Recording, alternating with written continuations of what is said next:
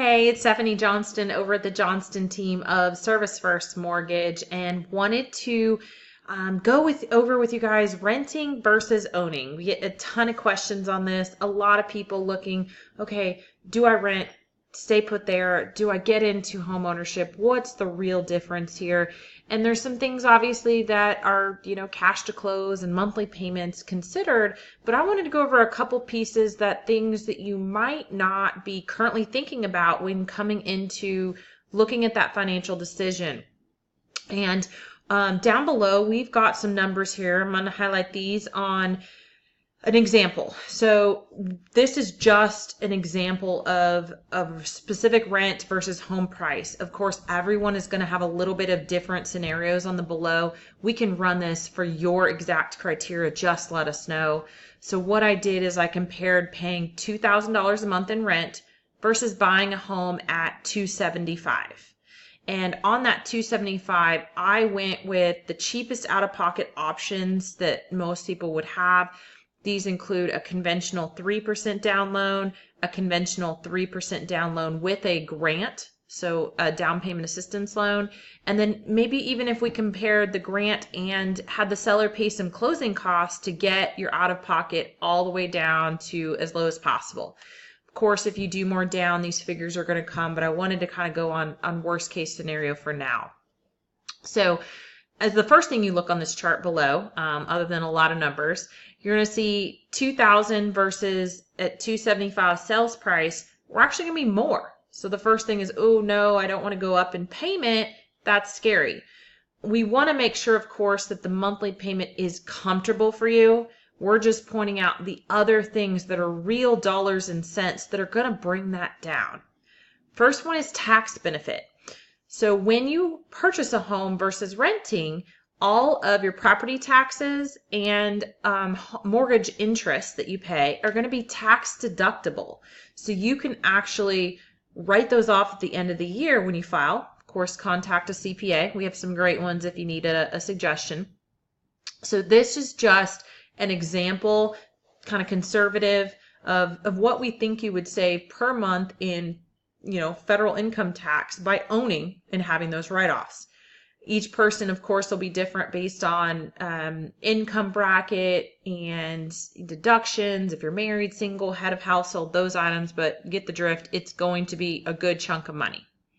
Next one is principal. So a lot of things people don't weigh into their decision is all your rent payment just goes to renting. You're not paying anything down.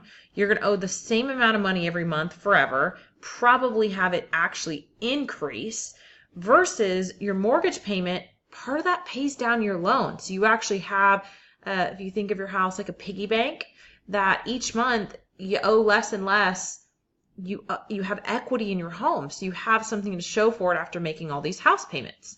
So if we looked at, yes, total house payments a little bit more when we look at the total payment, but if we look at this net monthly payment, it is actually less to own than to rent, even when your house payments, even $300 more a month in each monthly.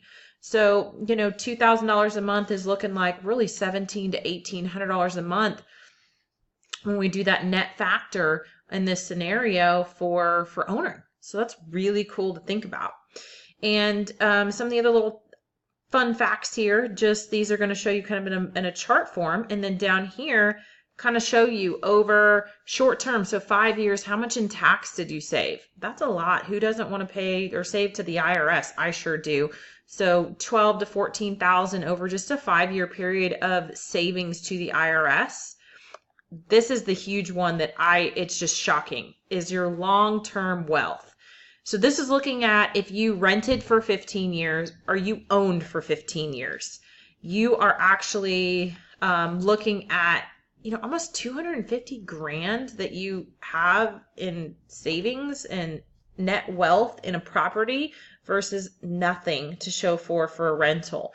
So that's how jumping into the real estate market, having your monthly payment work for you to actually have an asset at the end is huge, especially when you look at it over a long-term period. Now I'm going to come back up here on here, and the other thing to kind of look at is is cash to close. So this is, again, just very big picture.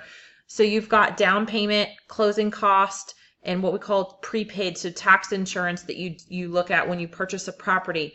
That also scares a lot of people off from purchasing. Well, there's some other videos I show with how we get to these totals. So if you had to pay everything on your own and you didn't have a lender help you, or lender didn't charge you any extra closing cost, and the seller didn't pay any cost from you, and you did 3% down, yeah, we're looking up there, say $16,000 to close. That gets up there. There are some grant options available, and all types of grants for different income levels. You don't always have to be a first-time buyer, that help pay money to pay your down payment for you or towards closing cost. So we kind of step down that, and we're down, $8,000 and change. So we're getting a lot better here. Now, as y'all have noticed, the interest rates on that product are generally higher. So when you hear down payment assistance, it's got to come from somewhere. Usually the rates are higher on that than, say, a standard loan. And again, rates change every day, so don't harp on what the numbers say on this video here, just really for examples. Then we can go in and say, let's do a grant and maybe have the seller help out with closing cost.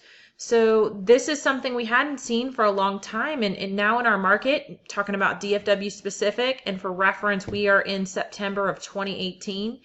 We are seeing the sellers be able to maybe help out with that.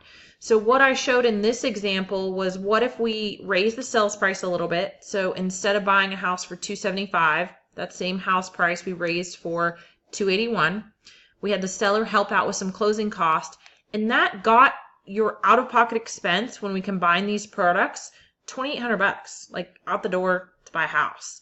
And that can even be lower. It sometimes can even be zero. So it's kind of crazy to think that, but that number, if cash to close is your barrier into home ownership, that there's ways to get that down.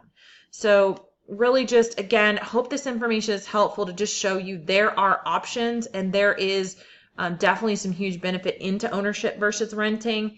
And of course, we'd love to run you some specific scenarios on your given house price and budget and your financials. But hopefully, again, this shows you some good examples. Talk to you soon. Thanks. Bye.